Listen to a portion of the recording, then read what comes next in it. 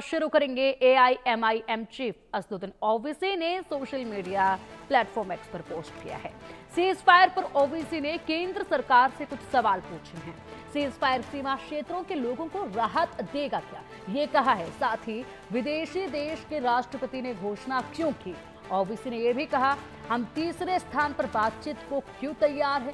ये भी कहा, क्या अमेरिका पाकिस्तान की गारंटी लेगा क्या। ओवैसी ने यह सवाल भी पूछा है और साथ ही उम्मीद है सरकार इनका स्पष्टीकरण देगी। अंत में ये कहा है। फिलहाल ये सवाल अब विपक्ष लगातार पूछ रहा है। न केवल ओवैसी बल्कि विपक्ष के तमाम बड़े नेता जो हैं इस वक्त यही सवाल पूछ रहे हैं। ऐसे में यहां से इस फायर पर ओवैसी ने केंद्र सरकार से सवाल पूछने का तरीका चुना तो सोशल मीडिया प्लेटफॉर्म एक्स पर ये पोस्ट की और उसके बाद यहां पर अपने तमाम सवाल जो हैं वो रखे और साथ ही साथ कहा कि आखिरकार ये घोषणा सीज फायर की किसी दूसरे मुल्क ने क्यों की, किसी दूसरे देश ने क्यों की। क्या अमेरिका जो कि सीज फायर के लिए यहां पर सहमति बनाने की लगातार कोशिश कर रहा था, उसके बाद अपनी पीठ भी थपथपा रहा था, तो क्या अमेरिका गारंटी अब पाकिस्तान की लेगा क्या, ये सवाल भी पूछा गया है। और इसके साथ ही अंत में लिखा गया है कि उम्मीद ये करता हूं कि अब स्पष्टीकरण जो है वो मिल जाएगा इन सवालों का। ये देखिए, जब तक पाकिस्तान भारत के खिलाफ आतंकवाद के लिए अपनी जमीन का इस्तेमाल करता रहेगा तब तक हालात यही रहेंगे।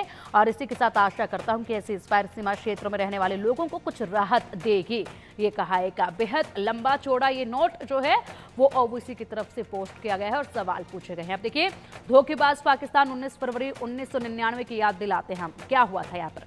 पीएम वाजपेयी की लाहौर बस यात्रा थी। 73 दिन बाद यहाँ पर 3 मई 1999 के बाद क्या हुआ, कारगिल में पाकिस्तान की घुसपैठ हुई और इसी के साथ जुलाई 2001 की बात कर ले तो जुलाई 2001 में यहाँ पर किस तरीके से जो तस्वीर देखी गई थी, आगरा समिट के लिए मुशर्रफ को नियंत्रण किया गया। उसके बाद 152 दिन के बाद 13 दिसंबर 2001 में संसद पर हमला हुआ और 12 की मौत उस वक्त पर हो गई थी। उसके बाद 2008 का जिक्र इसमें कर लें तो 25 सितंबर 2008 को सीमा पार व्यापार की सहमति बनी। 62 दिन के बाद ही 26 नवंबर 2008 में मुंबई में आतंकी हमला हो गया और 164 लोगों की मौत हुई थी। इस चीज को नहीं भूलना चाहिए।